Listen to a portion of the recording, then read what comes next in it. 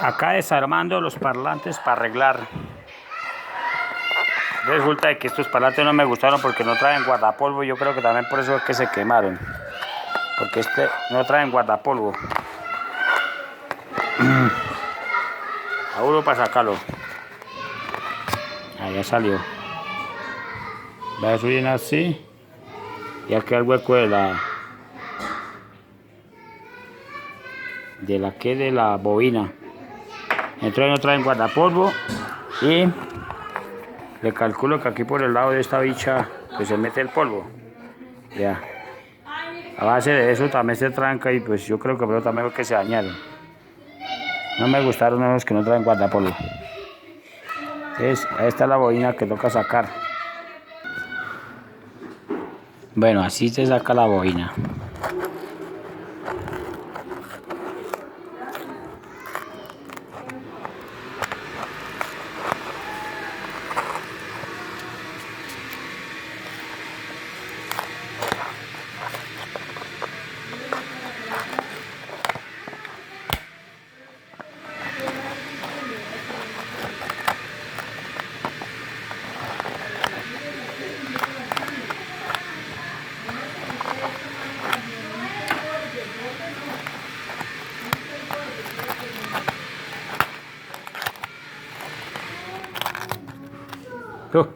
Esta noche no tiene ni alambre, todo se le quemó y se le quedó adentro, vea.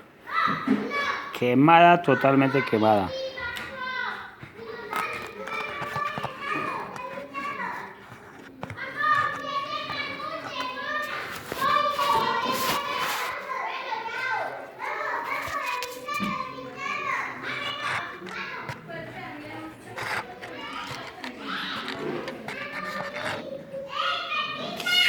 Madre, cuenta que poseemos problemas porque sino que no nos vaya a quedar adentro y no para sacarle de cuenta. Es complicado.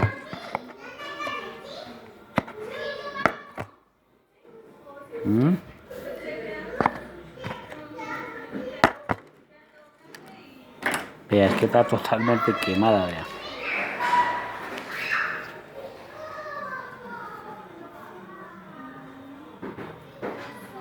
Bueno, hacerlo con cuidado.